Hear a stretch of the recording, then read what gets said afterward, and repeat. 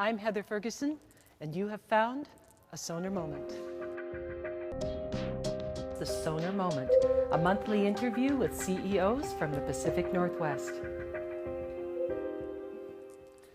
We're here in the beautiful Alex Goulden Hall in Victoria, Canada, and today I'll be speaking with Robert Haydock, President, AML Oceanographic. Robert, welcome. Thank you. Now, I know all of you are going to be very jealous, but this man took a year off immediately after he bought the company, and we're going to talk about that, but a little later in the interview. So AML Oceanographic has been in business for about 30 years, but you were telling me that your first big contract came from the U.S. Navy. Yeah, for this technology specifically, we'd been in business since 1974, and we're operating for 15, 16 years, providing more traditional technologies. And then the U.S. Navy came along and said, listen, we need to be able to determine the speed of sound through water at a level of precision that isn't currently available on the market. Can you help us?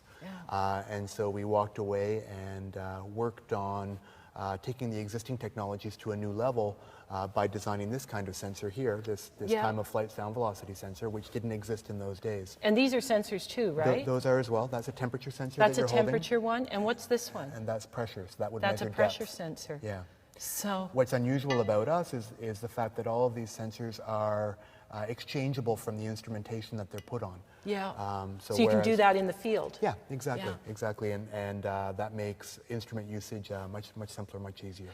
This is really interesting because when we talked, you said that the product differentiation in this, which is really quite a niche industry, right? Yeah. That product differentiation for a long time was about accuracy, was about being more and more accurate. Yeah.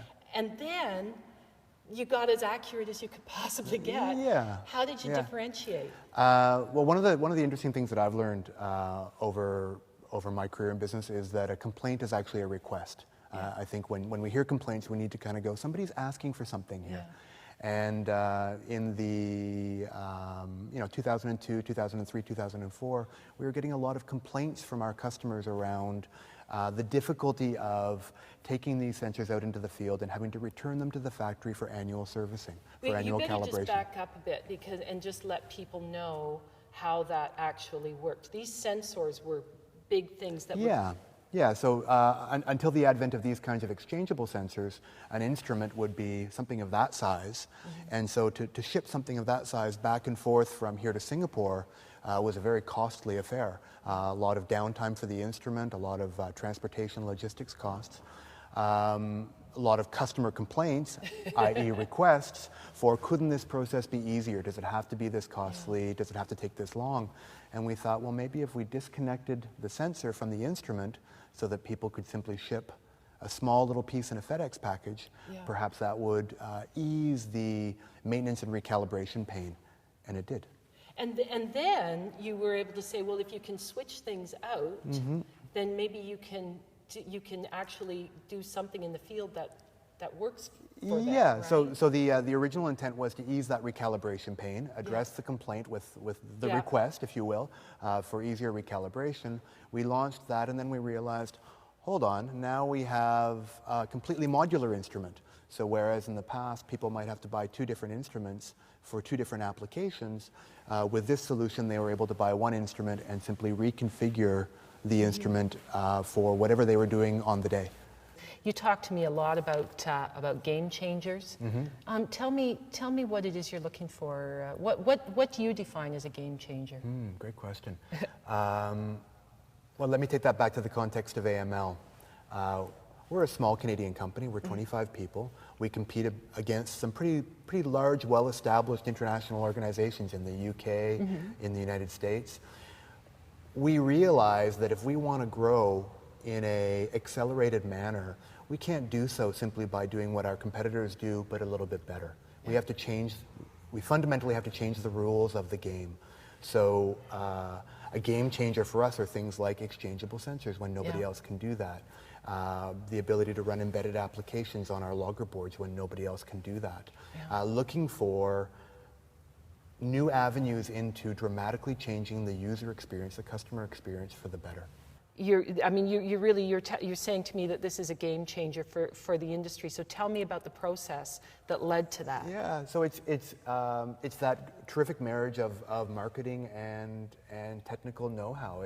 It comes from the request, the complaint. Yeah, the complaint. That says, we don't like this, and then, for example, me turning around to the technical team and saying, this is how we could solve that. Yeah. This is what we could do. And the technical team comes back and says, no, there's no way we can do that. That's impossible. We'll never get to that. It would have to be something like this.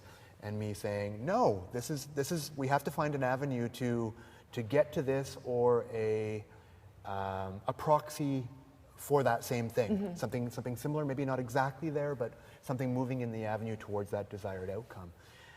And so a lot of back and forth, and a lot of time. Time is a critical ingredient, because again, this great team of technical guys often will go away and they'll start by saying it's not possible. And then you can just see the wheels turning over time, and then suddenly I'll get a text at midnight one night. I think I know how. I think I know how to do it.